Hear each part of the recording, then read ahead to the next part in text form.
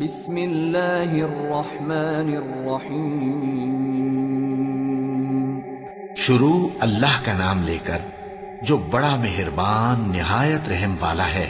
سب تعریف اللہ ہی کو ہے جس نے اپنے محبوب بندے محمد صلی اللہ علیہ وآلہ وسلم پر یہ کتاب نازل کی اور اس میں کسی طرح کی کجی اور پیچیدگی نہ رکھی، بلکہ سیدھی اور سلیس اتاری تاکہ لوگوں کو عذاب سخت سے جو اس کی طرف سے آنے والا ہے ڈرائے، اور مومنوں کو جو نیک عمل کرتے ہیں خوشخبری سنائے کہ ان کے لیے ان کے کاموں کا نیک بدلہ یعنی بہشت ہے جس میں وہ ہمیشہ رہیں گے، اور ان لوگوں کو بھی ڈرائے جو کہتے ہیں کہ اللہ نے کسی کو بیٹا بنا لیا ہے۔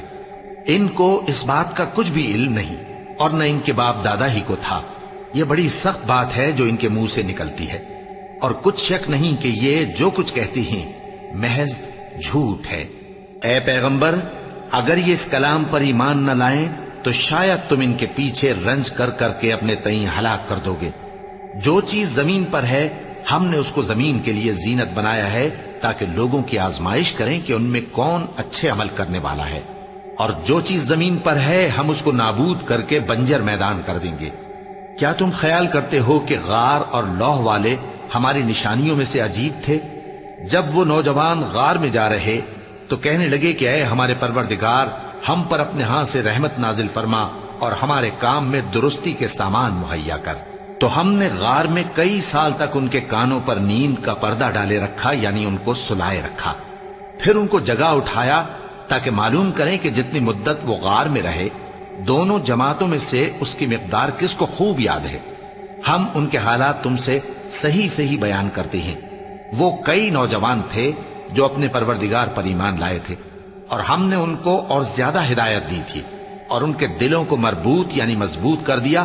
جب وہ اٹھ کھڑے ہوئے تو کہنے لگے کہ ہمارا پروردگار آسمانوں اور زمین کا مالک ہے، ہم اس کے سوا کسی کو معبود سمجھ کر نہ پکاریں گے۔ اگر ایسا کیا تو اس وقت ہم نے بے عقلی کی بات کی۔ ان ہماری قوم کے لوگوں نے اس کے سوا اور معبود بنا رکھے ہیں، بھلا یہ ان کے معبود ہونے پر کوئی کھلی دلیل کیوں نہیں لاتے؟ تو اس سے زیادہ کون ظالم ہے جو اللہ پر جھوٹ باندھے؟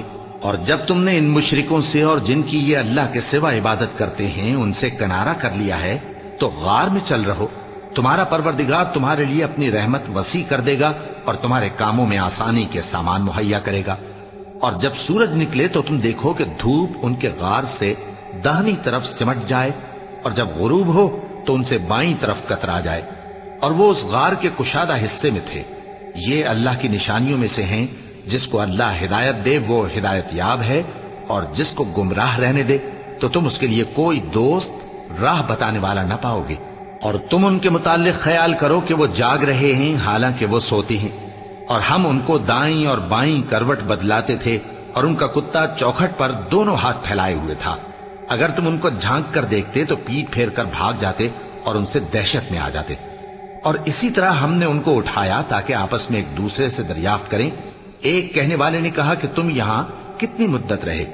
انہوں نے کہا کہ 1 دن یا اس سے بھی کم۔ انہوں نے کہا کہ جتنی مدت تم رہے ہو تمہارا پروردگار ہی اس کو خوب جانتا ہے، تو اپنے میں سے کسی کو یہ روپیہ دے کر شہر بھیجو، وہ دیکھے کہ نفیس کھانا کون سا ہے تو اس میں سے کھانا لے آئے، اور احتیاط سے آئے جائے اور تمہارا حال کسی کو نہ بتائے۔ اگر وہ تم پر دسترس پا لیں گے تو تمہیں سنسار کر دیں گے یا پھر اپنے مذہب میں داخل کر لیں گے، اور اس وقت تم کبھی فلاح نہیں پاؤ گے۔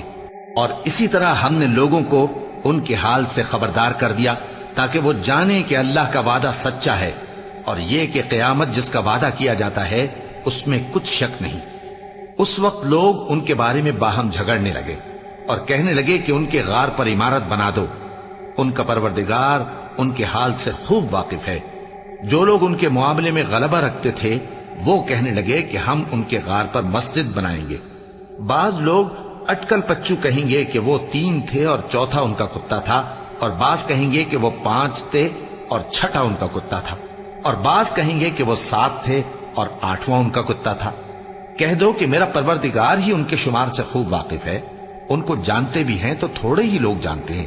تو تم ان کے معاملے میں بحث نہ کرنا مگر سرسری سی بحث، اور نہ ان کے بارے میں ان میں سے کسی سے کچھ دریافت ہی کرنا۔ اور کسی کام کی نسبت نہ کہنا کہ میں اسے کل کر دوں گا، مگر انشاءاللہ کہہ کر، یعنی اگر اللہ چاہے تو کر دوں گا۔ اور جب اللہ کا نام لینا بھول جاؤ تو یاد آنے پر لے لو، اور کہہ دو کہ امید ہے کہ میرا پروردگار مجھے اس سے بھی زیادہ ہدایت کی باتیں بتائے۔ اور اصحاب کہف اپنے غار میں 9 اوپر 300 سال رہے۔ کہہ دو کہ جتنی مدت وہ رہے اسے اللہ ہی خوب جانتا ہے، اسی کو آسمانوں اور زمین کی پوشیدہ باتیں معلوم ہیں، وہ کیا خوب دیکھنے والا اور کیا خوب سننے والا ہے۔ اس کے سوا ان کا کوئی کارساز نہیں، اور نہ وہ اپنے حکم میں کسی کو شریک کرتا ہے۔ اور اپنے پروردگار کی کتاب کو جو تمہارے پاس بھیجی جاتی ہے پڑھتے رہا کرو، اس کی باتوں کو کوئی بدلنے والا نہیں، اور اس کے سوا تم کہیں پناہ بھی نہیں پاؤ گے۔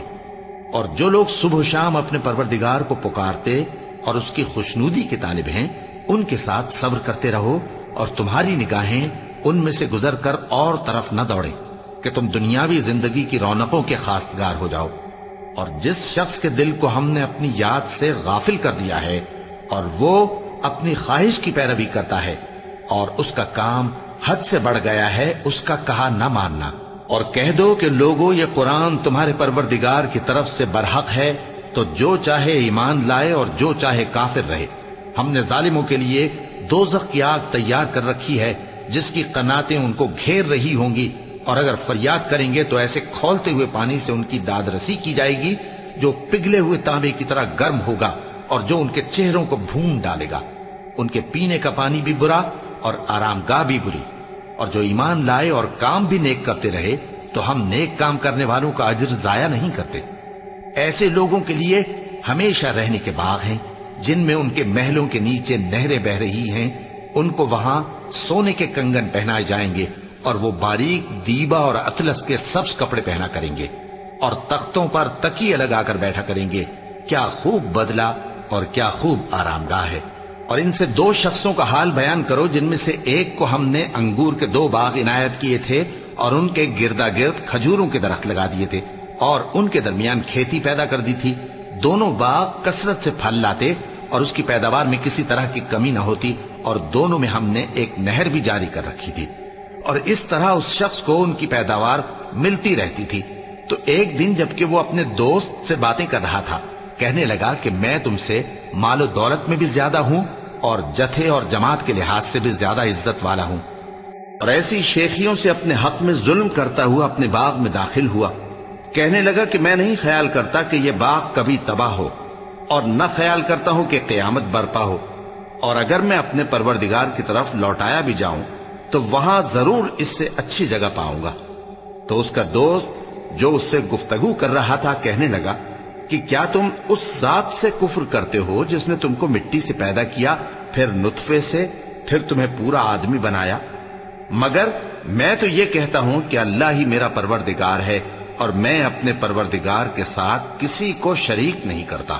اور جب تم اپنے باغ میں داخل ہوئے تو تم نے ما شاء اللہ لا قوت الا باللہ کیوں نہ کہا؟ اگر تم مجھے مال و اولاد میں اپنے سے کمتر دیکھتے ہو تو عجب نہیں کہ میرا پروردگار مجھے تمہارے باغ سے بہتر عطا فرمائے، اور تمہارے اس باغ پر آسمان سے آفت بھیج دے تو وہ صاف میدان ہو جائے، یا اس باغ کی نہر کا پانی گہرائی میں اتر جائے تو پھر تم اسے تلاش نہ کر سکو، اور اس کے میووں کو عذاب نے آ گھیرا اور وہ اپنی چھتریوں پر گر کر رہ گیا، تو جو مال اس نے اس پر خرچ کیا تھا اس پر حسرت سے ہاتھ ملنے لگا اور کہنے لگا کہ کاش میں اپنے پروردگار کے ساتھ کسی کو شریک نہ بناتا۔ اس وقت اللہ کے سوا کوئی جماعت اس کی مددگار نہ ہوئی اور نہ وہ بدلہ لے سکا۔ یہاں سے ثابت ہوا کہ حکومت سب اللہ کی ہے، جو معبود برحق ہے وہی بہترین ثواب عطا کرنے والا اور بہترین انجام لانے والا ہے۔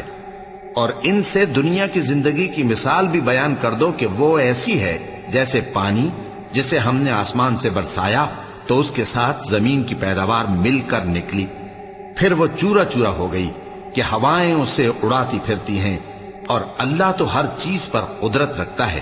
مال اور بیٹے تو دنیا کی زندگی کی رونق و زینت ہیں، اور نیکیاں جو باقی رہنے والی ہیں وہ ثواب کے لحاظ سے تمہارے پروردگار کے ہاں بہت اچھی اور امید کے لحاظ سے بہت بہتر ہیں۔ اور جس دن ہم پہاڑوں کو چلائیں گے اور تم زمین کو صاف میدان دیکھو گے اور ان لوگوں کو ہم جمع کر لیں گے تو ان میں سے کسی کو بھی نہیں چھوڑیں گے، اور سب تمہارے پروردگار کے سامنے صف باندھ کر لائے جائیں گے۔ تو ہم ان سے کہیں گے کہ جس طرح ہم نے تم کو پہلی بار پیدا کیا تھا اسی طرح آج تم ہمارے سامنے آئے، لیکن تم نے تو یہ خیال کر رکھا تھا کہ ہم نے تمہارے لیے قیامت کا کوئی وقت مقرر ہی نہیں کیا، اور اعمال کی کتاب کھول کر رکھی جائے گی تو تم گناہگاروں کو دیکھو گے کہ جو کچھ اس میں لکھا ہوگا اس سے ڈر رہے ہوں گے، اور کہیں گے ہائے شامت، یہ کیسی کتاب ہے کہ نہ چھوٹی بات کو چھوڑتی ہے نہ بڑی کو، کوئی بات بھی نہیں مگر اسے لکھ رکھا ہے، اور جو جو عمل کیے ہوں گے سب کو حاضر پائیں گے، اور تمہارا پروردگار کسی پر ظلم نہیں کرے گا۔ اور جب ہم نے فرشتوں کو حکم دیا کہ آدم کو سجدہ کرو تو سب نے سجدہ کیا مگر ابلیس نے نہ کیا، وہ جنات میں سے تھا تو اپنے پروردگار کے حکم سے باہر ہو گیا۔ کیا تم اس کو اور اس کی اولاد کو میرے سوا دوست بناتے ہو، حالانکہ وہ تمہارے دشمن ہیں، اور شیطان کی دوستی ظالموں کے لیے اللہ کی دوستی کا برا بدل ہے۔ میں نے ان کو نہ تو آسمانوں اور زمین کے پیدا کرنے کے وقت بلایا تھا اور نہ خود ان کے پیدا کرنے کے وقت، اور میں ایسا نہ تھا کہ گمراہ کرنے والوں کو مددگار بناتا۔ اور جس دن اللہ فرمائے گا کہ اب میرے شریکوں کو جن کی نسبت تم معبود ہونے کا گمان رکھتے تھے بلاؤ، تو وہ ان کو بلائیں گے مگر وہ ان کو کچھ جواب نہ دیں گے، اور ہم ان کے درمیان ہلاکت کی ایک جگہ بنا دیں گے، اور گناہگار لوگ دوزخ کو دیکھیں گے تو یقین کر لیں گے کہ وہ اس میں پڑنے والے ہیں، اور اس سے بچنے کا کوئی راستہ نہ پائیں گے۔ اور ہم نے اس قرآن میں لوگوں کے سمجھانے کے لیے طرح طرح کی مثالیں بیان فرمائی ہیں، لیکن انسان سب چیزوں سے بڑھ کر جھگڑالو ہے۔ اور لوگوں کے پاس جب ہدایت آ گئی تو ان کو کس چیز نے منع کیا کہ ایمان لائیں اور اپنے پروردگار سے بخشش مانگیں، بجز اس کے کہ اس بات کے منتظر ہوں کہ انہیں بھی پہلوں کا سا معاملہ پیش آئے یا ان پر عذاب سامنے سے آ جائے۔ اور ہم جو پیغمبروں کو بھیجا کرتے ہیں تو صرف اس لیے کہ لوگوں کو اللہ کی نعمتوں کی خوشخبریاں سنائیں اور عذاب سے ڈرائیں، اور جو کافر ہیں وہ باطل کی مدد سے جھگڑا کرتے ہیں تاکہ اس سے حق کو پھسلا دیں، اور انہوں نے ہماری آیتوں کو اور جس چیز سے ان کو ڈرایا جاتا ہے اسے ہنسی بنا لیا ہے۔ اور اس سے بڑھ کر ظالم کون، جس کو اس کے پروردگار کی آیات کے ذریعے سمجھایا گیا تو اس نے ان سے منہ پھیر لیا، اور جو اعمال وہ آگے کر چکا اس کو بھول گیا۔ ہم نے ان کے دلوں پر پردے ڈال دیے کہ اسے سمجھ نہ سکیں، اور کانوں میں ثقل پیدا کر دیا ہے کہ سن نہ سکیں، اور اگر تم ان کو رستے کی طرف بلاؤ تو کبھی رستے پر نہ آئیں گے، اور تمہارا پروردگار بخشنے والا صاحب رحمت ہے۔ اگر وہ ان کے کرتوتوں پر ان کو پکڑنے لگے تو ان پر جھٹ عذاب بھیج دے، مگر ان کے لیے ایک وقت مقرر کر رکھا ہے کہ اس کے عذاب سے کوئی پناہ کی جگہ نہ پائیں گے۔ اور یہ بستیاں جو ویران پڑی ہیں، جب انہوں نے کفر کر کے ظلم کیا تو ہم نے ان کو تباہ کر دیا، اور ان کی تباہی کے لیے ایک وقت مقرر کر دیا تھا۔ اور جب موسیٰ نے اپنے شاگرد سے کہا کہ جب تک میں دو دریاؤں کے ملنے کی جگہ نہ پہنچ جاؤں ٹلنے کا نہیں، خاص صدیوں چلتا رہوں، پھر جب وہ دونوں ان دریاؤں کے سنگم پر پہنچے تو اپنی مچھلی بھول گئے، پھر اس مچھلی نے دریا میں سرنگ کی طرح اپنا راستہ بنا لیا۔ جب آگے چلے تو موسیٰ نے اپنے شاگرد سے کہا کہ ہمارا کھانا لاؤ، اس سفر سے ہم کو بہت تکان ہو گئی ہے۔ اس نے کہا کہ بھلا آپ نے دیکھا کہ جب ہم نے اس چٹان کے پاس آرام کیا تھا تو میں مچھلی وہیں بھول گیا، اور مجھے آپ سے اس کا ذکر کرنا شیطان نے بھلا دیا، اور اس مچھلی نے عجیب طرح سے دریا میں اپنا راستہ بنایا۔ موسیٰ نے کہا یہی تو وہ مقام ہے جسے ہم تلاش کرتے تھے۔ تو وہ اپنے پاؤں کے نشان دیکھتے دیکھتے لوٹ گئے۔ وہاں انہوں نے ہمارے بندوں میں سے ایک بندہ دیکھا جس کو ہم نے اپنے ہاتھ سے رحمت خاص سے نوازا تھا اور اپنے پاس سے ایک خاص علم بخشا تھا۔ موسیٰ نے ان سے جن کا نام خضر تھا کہا کہ جو علم اللہ کی طرف سے آپ کو سکھایا گیا ہے، اگر آپ اس میں سے مجھے کچھ بھلائی کی باتیں سکھائیں تو میں آپ کے ساتھ رہوں۔ خضر نے کہا کہ تم میرے ساتھ رہ کر صبر نہیں کر سکو گے، اور جس بات کی تمہیں خبر ہی نہیں اس پر صبر کر بھی کیسے سکتے ہو؟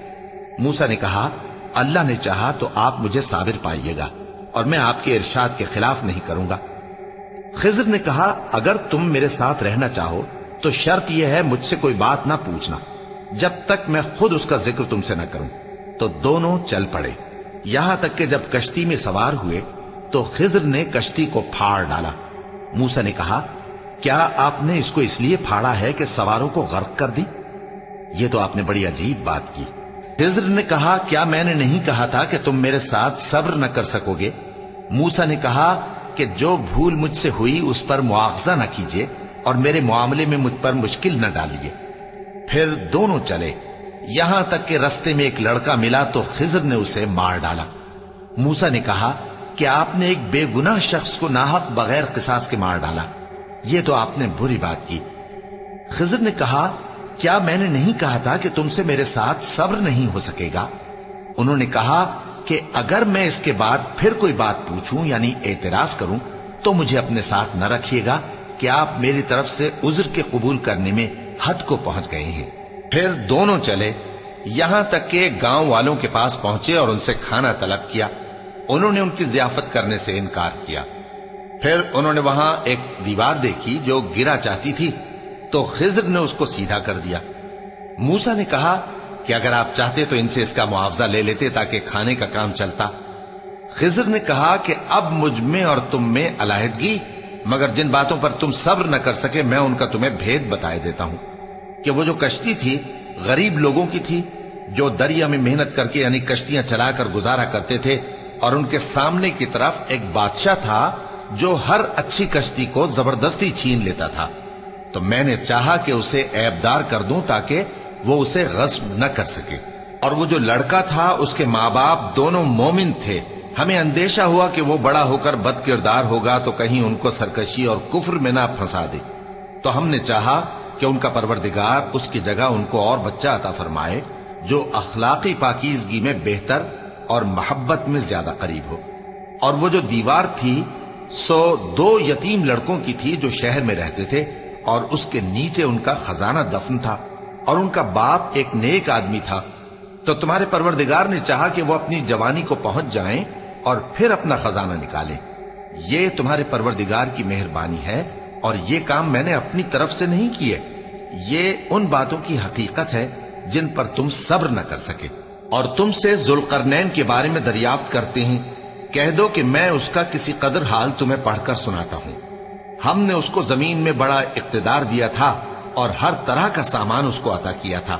تو اس نے ایک سفر کا سامان کیا، یہاں تک کہ جب سورج کے غروب ہونے کی جگہ پہنچا تو اسے ایسا پایا کہ ایک کیچڑ والے چشمے میں ڈوب رہا ہے، اور اس چشمے کے پاس ایک قوم دیکھی۔ ہم نے کہا، ذوالقرنین، تم ان کو خواہ تکلیف دو خواہ ان کے بارے میں بھلائی اختیار کرو، دونوں باتوں کی تم کو قدرت ہے۔ ذوالقرنین نے کہا کہ جو کفر و بد کرداری سے ظلم کرے گا اسے ہم سزا دیں گے، پھر وہ اپنے پروردگار کی طرف لوٹایا جائے گا تو وہ بھی اسے بڑا عذاب دے گا، اور جو ایمان لائے گا اور عمل نیک کرے گا اس کے لیے بہت اچھا بدلہ ہے، اور ہم اپنے معاملے میں اس سے نرم بات کہیں گے۔ پھر اس نے ایک اور سامان سفر کیا، یہاں تک کہ سورج کے طلوع ہونے کے مقام پر پہنچا تو دیکھا کہ وہ ایسے لوگوں پر طلوع ہوتا ہے جن کے لیے ہم نے دھوپ سے بچاؤ کی کوئی اوٹ نہیں بنائی تھی۔ حقیقت یوں ہی تھی، اور جو کچھ اس کے پاس تھا ہم کو سب کی خبر تھی۔ پھر اس نے ایک اور سفر کا سامان کیا، یہاں تک کہ 2 اونچے سیدھے پہاڑوں کے درمیان پہنچا تو دیکھا کہ ان کے اس طرف کچھ لوگ ہیں کہ بات کو سمجھ نہیں سکتے۔ ان لوگوں نے کہا کہ اے ذوالقرنین، یاجوج اور ماجوج اس علاقے میں فساد کرتے رہتے ہیں، بھلا ہم آپ کے لیے خرچ کا انتظام کر دیں کہ آپ ہمارے اور ان کے درمیان ایک دیوار کھینچ دیں۔ ذوالقرنین نے کہا کہ خرچ کا جو مقدور اللہ نے مجھے بخشا ہے وہ بہت اچھا ہے، تم مجھے قوت بازو سے مدد دو، میں تمہارے اور ان کے درمیان ایک مضبوط رکاوٹ بنا دوں گا۔ تم لوہے کے بڑے بڑے تختے میرے پاس لاؤ۔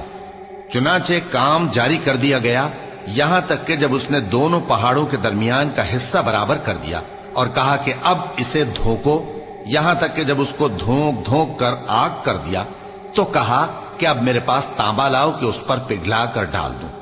پھر ان میں یہ قدرت نہ رہی کہ اس پر چڑھ سکیں، اور نہ یہ طاقت رہی کہ اس میں نقب لگا سکیں۔ بولا کہ یہ میرے پروردگار کی مہربانی ہے، پھر جب میرے پروردگار کا وعدہ آ پہنچے گا تو اس کو ڈھا کر ہموار کر دے گا، اور میرے پروردگار کا وعدہ سچا ہے۔ اس روز ہم ان کو چھوڑ دیں گے کہ کہ روئے زمین پر پھیل کر ایک دوسرے میں گھس جائیں گے، اور سور پھونکا جائے گا تو ہم سب کو جمع کر لیں گے، اور اس روز ہم جہنم کو کافروں کے سامنے لائیں گے، جن کی آنکھیں میری یاد سے پردے میں تھیں اور وہ سننے کی طاقت نہیں رکھتے تھے۔ اب کیا کافر یہ خیال کرتے ہیں کہ وہ میرے بندوں کو میرے سوا اپنا کارساز بنائیں گے تو میں خفا نہیں ہوں گا؟ ہم نے ایسے کافروں کے لیے جہنم کی مہمانی تیار کر رکھی ہے۔ کہہ دو کہ ہم تمہیں ایسے لوگ بتائیں جو اعمال کے لحاظ سے بڑے نقصان میں ہیں۔ یہ وہ لوگ ہیں جن کی دوڑ دھوپ دنیا کی زندگی میں برباد ہو گئی، اور وہ یہ سمجھے ہوئے ہیں کہ وہ اچھے کام کر رہے ہیں۔ یہ وہ لوگ ہیں جنہوں نے اپنے پروردگار کی آیتوں کو نہ مانا اور اس کے سامنے جانے سے انکار کیا، تو ان کے اعمال ضائع ہو گئے۔ سو ہم قیامت کے دن ان کے لیے کچھ بھی وزن قائم نہیں کریں گے۔ یہ ان کی سزا ہے، یعنی جہنم، اس لیے کہ انہوں نے کفر کیا اور ہماری آیتوں اور ہمارے پیغمبروں کی ہنسی اڑائی۔ جو لوگ ایمان لائے اور عمل نیک کیے، ان کے لیے بہشت کے باغ بطور مہمانی ہوں گے، ہمیشہ ان میں رہیں گے اور وہاں سے مکان بدلنا نہ چاہیں گے۔ کہہ دو کہ اگر سمندر میرے پروردگار کی باتوں کے لکھنے کے لیے روشنائی ہو تو قبل اس کے کہ میرے پروردگار کی باتیں تمام ہوں سمندر ختم ہو جائے، اگرچہ ہم ویسا ہی اور اس کی مدد کو لائیں۔ کہہ دو کہ میں تمہاری طرح کا ایک بشر ہوں، البتہ میری طرف وہی آتی ہے کہ تمہارا معبود وہی ایک معبود ہے۔ تو جو شخص اپنے پروردگار سے ملنے کی امید رکھے چاہیے کہ عمل نیک کرے اور اپنے پروردگار کی عبادت میں کسی کو شریک نہ بنائے۔ صدق اللہ العظیم۔